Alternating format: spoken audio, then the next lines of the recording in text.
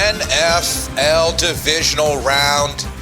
Best bets. It's that time.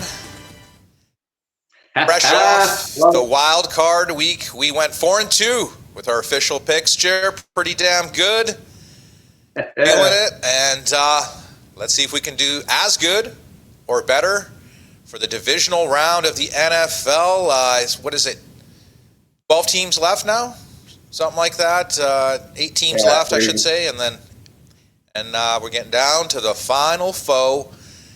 And SNS is here to ride along the train that we got for the NFL. All right, let's start it off. We got 3 picks each: gold, silver, bronze against the spread. Teaser pick, if we have one, or moneyline parlay or anything else, we'll just throw it in there in the mix. All right, gold picture. Tell me what you are thinking.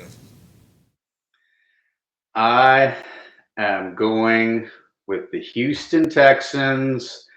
I know they got a lot of injuries. I was kind of surprised. I seen their injury report, and a lot of their players were limited to practice or didn't practice. I just don't see them falling to these Patriots. The Patriots got kind of uncovered last week. 16 points is not going to be enough. I know this Houston team can put up 20, which is not very much, but on a consistent basis, they get a couple touchdowns, a couple field goals. So if they can't, if they score 16, they're not going to win this game. The defense played very well, but I still think Houston, even though with the loss of Nico Collins, Nick Chubb's running good, and Christian Kirk's Superman. So, yeah, I think Houston will continue to score at least 20 points. And, yeah, I think New England's going to have a harsh wake-up call facing this defense, the NFL's best defense. Yeah, I like it. Yeah, I like it. I'll be on that pick as well. For my gold pick, I am going to the Emerald City Seahawks, laying the wood. -7. Who the hell would lay 7 in a divisional playoff game? Yeah, I'm that guy. Usually I don't like to go down that road, but I just see so many things in the Seahawks' favor here. Obviously, coming off a bye week, SF, short week, banged up. And you look at that matchup last time they played, Seahawks won 13-3. Honestly, that was a false final. That could have easily been like 24-10 or some shit. It could have been way worse, 30-10 or something like that. Sam Darnold didn't have his best game there, but I mean, you're at home. The 12th man will be rocking. I mean, it's going to be tough, I think, for SF to score. I mean, Seattle's just got a rested, hungry defense. I don't think they're fat and happy. I think they're tested. I think Mike McDonald's going to have them ready to go. So I'll lay the 7 with the Seahawks, and I expect them take care of business somewhere in the 27-13 type range. Maybe a little bit lean to the under in that game, but that's what I'm thinking for my gold pick for divisional round bets. Next up, we got silver picks. Do you want to kick it off, Jer? Going with those Buffalo Bills. They're just the team of destiny this year, I believe. I know it's their toughest test to date. Jaguars were no pushover either. I know Josh Allen is ailing. I'm sure that finger doesn't feel very good. Maybe he'll be taped together. But he's just too good. Until I know their defense is a problem. Denver's offense isn't that great, though. I think Buffalo can dig deep, and Buffalo's D can dig deep and hold Bo Nix to 17 points. And then, Buffalo got to dig deep too to get over this top-rated NFL defense to score I think at just 21 is going to win this one. So kind of first to 21 kind of game. It's going to be tough. I think Buffalo's getting some help. They're getting a receiver back healthy, and they're getting a defensive lineman back as well. So somewhat of health there for the Buffalo Bills.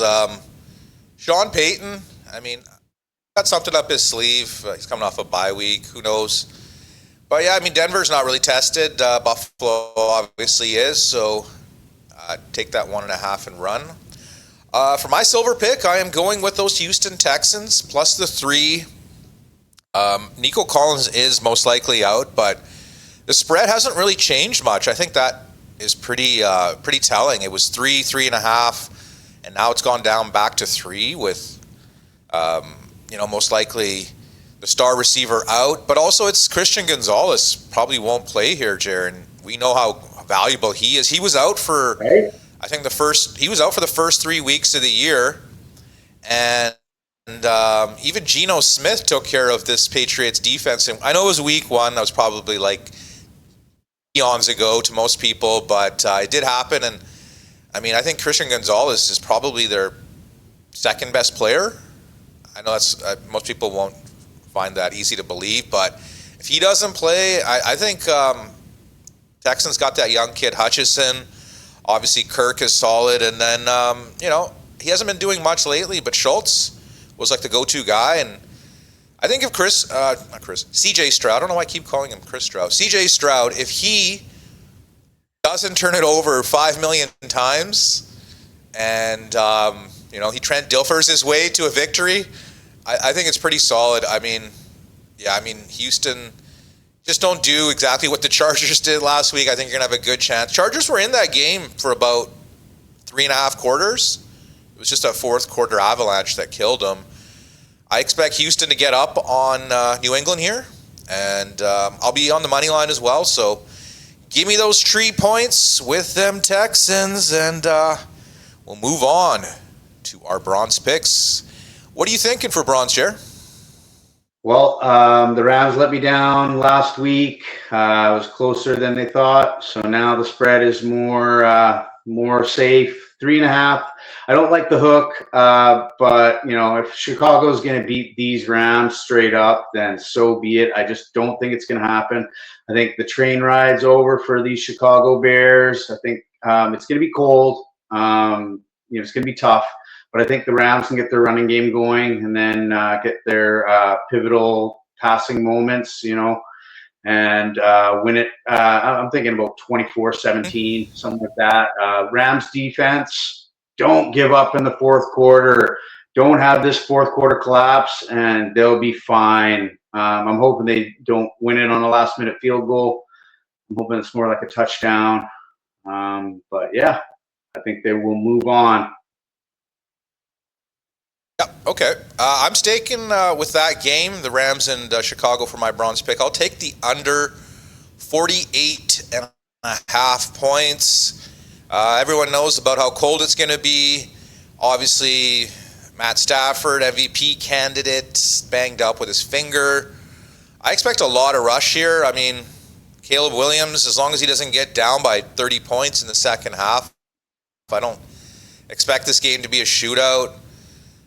Classic playoff game, run the ball 3 yards in a cloud of dust, and I think 21-17, something in that range, could be a solid final here. So I think this is really good value. He dropped from 51 to I think half, so not getting the best of the number, but I still think it will cash. So take that 48.5, and we're gonna run. And those are the 3 picks each against the spread, or totals, I should say, as well, because we only have a handful of games. Any teaser you can think of, or are you going to pass on teaser this week, Jer? Yeah, no, for sure. San Francisco plus 14.5. I love. That's just way too many. I think even in a garbage situation, they can cover that easily. And it's the playoffs. They're going to try and get those late points, even if they don't mean anything.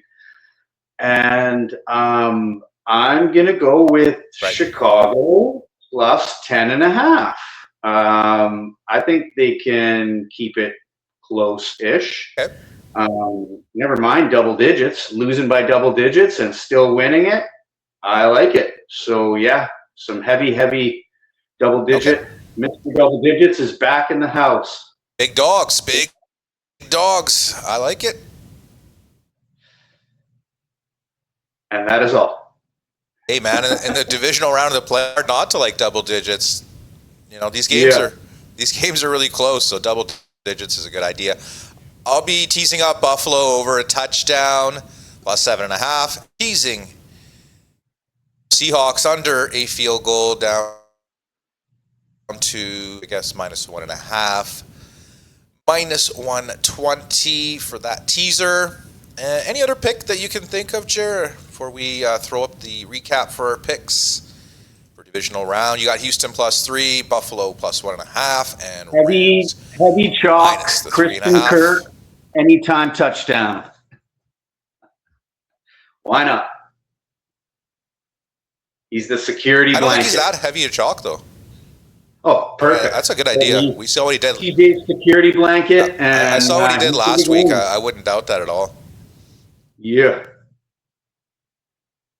Okay, those are the 3 picks for you. My 3 picks, Seattle minus the 7. We are on board with Houston plus 3.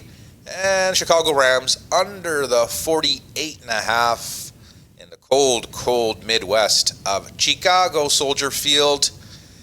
And that does it, man. This is it's going to be a hard week to top that divisional round with all those crazy comebacks and one-score games. Right. Probably the best, I would say the best wild card round I've ever seen. I've been watching football for 35 years now, so yeah, really entertaining. Before we sign off, I wanted to get your thoughts on John Harbaugh signing with the Giants, 5 years in our division. Jer, what are you thinking? Good, bad, ugly? Well, even when the greatest coach comes into a questionable situation, Giants look like world beaters for a few games, and then the rest of the games, they just straight up lost. Injuries and everything, we'll get to the best of teams. I still see John kind of taking a year, maybe even under 500 the first year, just trying to get everything back on track, like, especially if they run into injuries again. And then he definitely will be a thorn in our side. Like, it's all dependent on Jackson Dart too. We've seen these flash in the pan quarterbacks look great in the beginning of their 100%. And the sophomore jinx too. Like, I wouldn't put that. A lot of these quarterbacks have the sophomore jinx, so maybe that's John Harbaugh's traditional or transitional year, and then then he starts killing us, and this is the Eagles Super Bowl window is now. We got to get somebody good in there, keep them in at offensive coordinator, and let's go, Birds. Oh, man. Scary. There's rumors of Mike McDonald signing as a head coach with Atlanta or something like that, they're saying. Okay. And, so Harbaugh signed. I mean, I think it's going to take him a year to install his culture and, get a proper coaching staff and whatnot, right? But, I mean, Giants will have a last-place schedule, so they're going to be facing Arizona. They're going to be facing who's last place in the South? I can't even remember. But, they're going to be facing some bottom dwellers there, right? So they got that going for them. What about Mike Tomlin? What do you think? He's going to take a year off, do media, or just chill? What do you think for Mike T? I think, if you look at him, he just looks tired. I think, he loves the game so much, but even something that you love a lot and you just too much of it, and anyone can get sick of anything, how fickle humans are. Right. So but he needs to change. Maybe he goes on vacation and kind of, goes around with his family more, and then after a year, he's like, I can't be out, right? Or he just says, no, this is great. This feels great. I don't need to do anything. I don't need to go on TV. I don't need, we'll see. Maybe a podcast, something like that, just to fill the football void. But well, look what Cowher did, right? Cowher went on CBS Today or NFL Today on CBS and never left. He planned to come back, and so many rumors of him coaching so many teams, and it never happened. And he's kind of content, right? And Mike Tomlin's a little bit older now, so we'll see what he does. It'll be interesting. But we'd love for you guys to give us your picks for the divisional round. Comment below. Consider hitting that like, subscribe button, notification bell, all that jazz. And Jared and I will catch you for the conference round, I should say. Later, guys. Peace.